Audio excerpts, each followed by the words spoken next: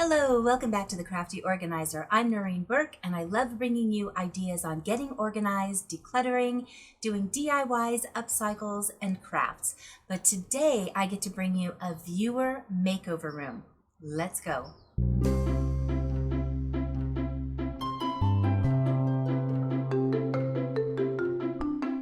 If you're new to my channel, welcome and thank you for joining us for today's makeover. I've been working with a lot more clients virtually lately, and I get to do some of them at no charge through my Patreon support, so I want to thank them first of all. But one of these clients, when they reached out to me, I realized they were not that far from me. I had family that lived close to them, so I was able to stay at their home. So I got one of my employees to come with me, and we got to make over their craft room. Now, the reason I want to share this particular one with you is this was very similar to so many of the pictures that I get from you. So I wanted to show you how we went about breaking down all of the craft items that they had so that we could start to get cohesive, organized systems. So here's a tour of the room. Now, this particular homeowner has many craft interests. But once this room got a little bit overrun with crafts, it started becoming a catch-all for so many of the other things. And I know that happens to you because it happens to me as well. So they have a lot of memory items in here. They have a lot of photo albums, scrapbooking. They're into painting. They're into alcohol painting. They're into the smash books. So there were a lot of supplies in here, but the thing that we noticed the most was there's a lot of supplies to get organized. So we really wanted to take a step back and really look at what we had in here before we came up with our game plan. It's a great space, lots of natural light, and lots of potential. These cubbies are always a great resource for us because it means that we can always reorganize what's inside to make room for a lot of things. So where do we start? The first thing that we want to do on day one is really set the tone for the planning. So we wanted to get all of the empty containers and organizing items together. But we also noticed there was a lot of decor in this room, and that was something we also wanted to get together so that we could set it aside and know what kind of space we have. Getting all of the empties together does a couple of things. Number one, it helps us to know what supplies we'll have available to us, but it also gets those things out of the way so we can really focus on the items that need to be organized. So with a pile of decor items all together, she did have a place that was available for storage. We put those things out there so that she could decide whether she wanted to sell them or use them.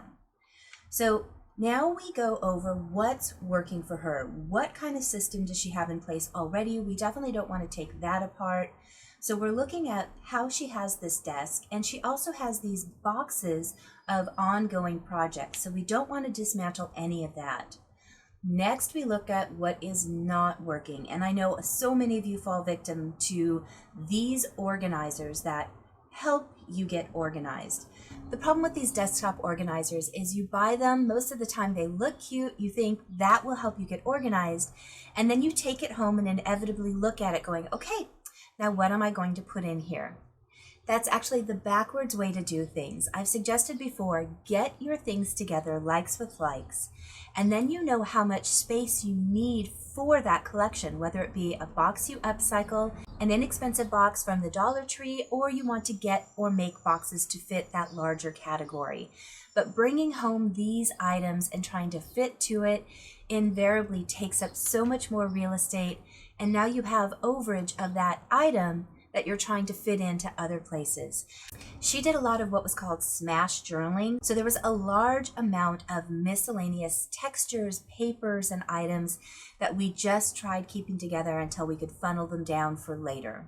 We created temporary sorting files that as we were coming across stickers or stencils, we could go ahead and put those items inside.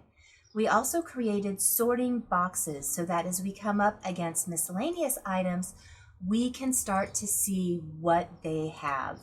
The next thing we do is remove what doesn't belong. So this bookcase, as I really got to look at it, was primarily painting supplies. So we wanted to make sure that those items were all still in that area, and we just started removing those things that didn't belong in that category.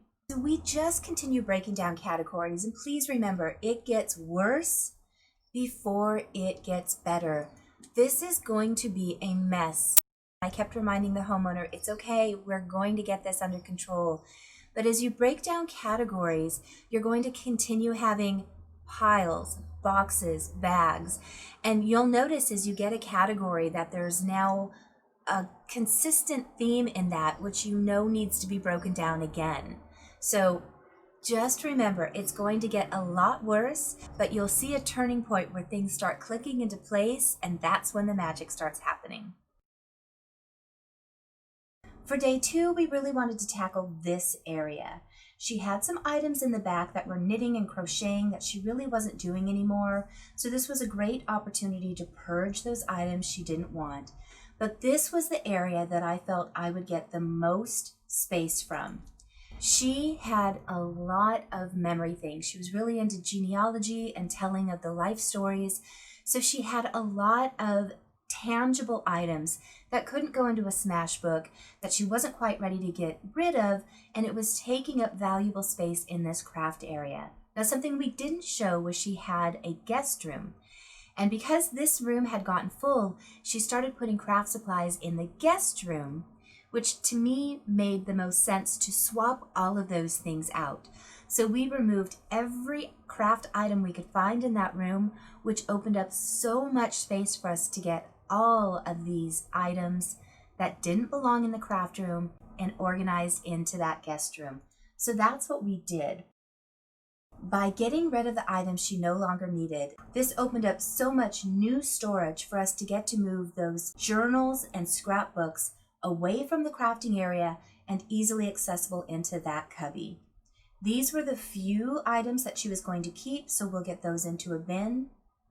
And then this was how much she got rid of. So a ton of space was freed up by just letting go of the things that she didn't want anymore.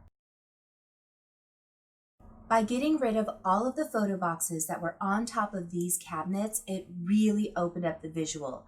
All of those boxes stacked up were making it look very closed in and cluttered. So we got those into the guest room. And then we got to move all of these filled, completed scrapbooks and moved them into the other cubby. This completely changed the dynamic of the room because now this whole front of the area is just going to be scrapping and craft supplies. Now that we had all of that space and cubbies to organize, we started working on the miscellaneous items. Now, we're saving paper for later, but to start with, we broke down the materials by texture. So strings, plastic, rope. She had a lot of fabric that she uses in her book, so we got those organized. We had spooled ribbon, and then we had ribbon left over from textiles that she had taken apart. Lots of lace. We just broke everything down into piles, and then we placed them into regular Ziploc bags that we got from the dollar store. This allows us to stack them upright in a bin, and we just label them with my label maker so that she can file through and they're done alphabetically. So when she thinks of a textile that she wants, whether it's mesh or leather or tin, they're in one of these bags. Every time we found something new, we could just add it. So as you can see, we just kept going through and breaking down. We're keeping paper separate because she uses her paper scraps differently. So on big projects like this, I want you to think about this much like one of those puzzles you got when you were a kid. In order to solve the puzzle, you have to move one piece over and just keep sliding them over and adjusting. You have to touch things multiple times, even though a lot of people will say that's inefficient. But when you have a large space like this, or you have multi-interests, you do have to touch them a couple of times, because if you try and micro-organize to begin with, you're actually creating so much more work for yourself. So think of high levels, get generic categories together, whether it's just painting, get it all in one space, and then you could start breaking it down by watercolors, acrylics, the supplies to paint, canvases. But that initial sort is just anything that has to do with painting. and then you can funnel down. So that's what we kept doing here is as we would find something, we would create a new bin and just start throwing those supplies in until we knew we had completed that category. That wrapped up day 2. We rested and got ready for day 3. Now this was our last day there, so we really had to hustle. So we focused on her papers. Now she had watched one of my videos, which just warmed my heart because she started putting together categories for her small paper scraps. And again, I got to see some of her artwork and her journaling. It is so beautiful and so detailed and created. So I understood why she wanted to keep so many various types of materials, but we needed to find a way that she could access them. So we duplicated the system for her so that she would have a place for all of those extras. But could we just focus really quick on what she got me? Again, she's watched my videos, so she knew how much I loved Milk Duds. Thank you so much. So we just went category by category and made it into a large file. These large files will sit in one of those plastic cubbies and sit in her entertainment center. And what this does is allows her to keep collecting pieces that she'll think she'll use someday. And when she goes through her small bin, if she doesn't see it, she knows exactly where to go to find it. But more importantly, as she's cutting things out or keeping ticket stubs for what she knows she wants to do, there's an immediate home in that overage bin. When she gets low on a category, she could just pull out that same category from her large box, pick out her favorites, file it in the small box, and have it on her desk and work surface so that she has access to things right away. So while my organizing partner focused on the files, I finished focusing on the actual work areas.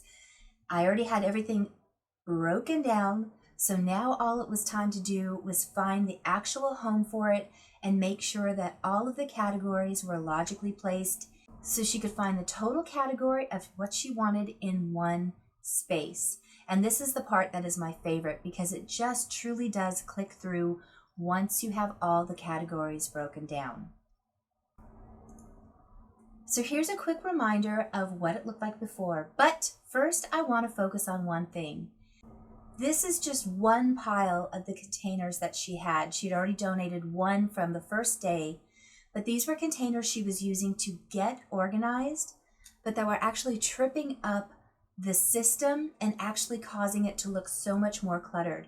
These were all small boxes, so what she was finding is she had 3 or 4 of these that contained her glues, and another 3 or 4 that contained the small materials she wanted to use. And then she had tapes broken out into all of these separate boxes. So when you're looking at your system, I promise if you work by getting everything into one like with like first to know the size, you will have such a smoother system and you won't have all of these boxes taking up that space. So are you ready for the reveal? Here was the before, and it was such a great space to begin with. It was so bright and lovely, but now look at it. Surfaces are cleaned off. Every single section is one category of a craft interest, and she doesn't have to wonder where anything is because the totality of her supplies are in one place. We did keep one area where the things she reaches for most often are still accessible, and then we put the other smaller broken down items that weren't fitting into smaller containers. We reused as much as we could, but I did add about $10 worth of Dollar Tree supplies just so there was a consistent visual. But we have her decorative scissors, all of the little books that she likes to make are super organized in one spot. She can sit at that desk and just grab the size she wants. Then in these types of bins, we broke things down by her rubber stamps. She's got sets and then she's got individuals. So depending upon what she's looking for, she just has to go into that one bin. We reused these bins that she had and got all of her washi tape together. And I knew what she would need based on once we had that together, and then we looked at containers that would match that. We used these small photo boxes and pencil boxes and kept all of her pens and markers together. And then for her drawers, I was able to get all of her glues in one space. Think about when you're sitting at a desk crafting, you want your glues accessible, so those are within reach, as well as this next drawer, which is all of her tapes. Again, think about when you're crafting what you want in arm's reach. She had surplus, so I just double stacked a smaller tray so that she doesn't have to have that completely taking up space. This was something she had done on her own, and I loved it. These are the small embellishments she has. These are the tiny boxes from the Dollar Tree, and I thought that worked great. We have all of her punches together, and because they're heavy, I like them just being in a drawer. And then this is the ink pads and individual things she needs when she is using her rubber stamps. Here's the other side of that room. Here's the before. And what a difference. Again, getting rid of all of those boxes on top allowed us to display some of the pieces that she really enjoys looking at.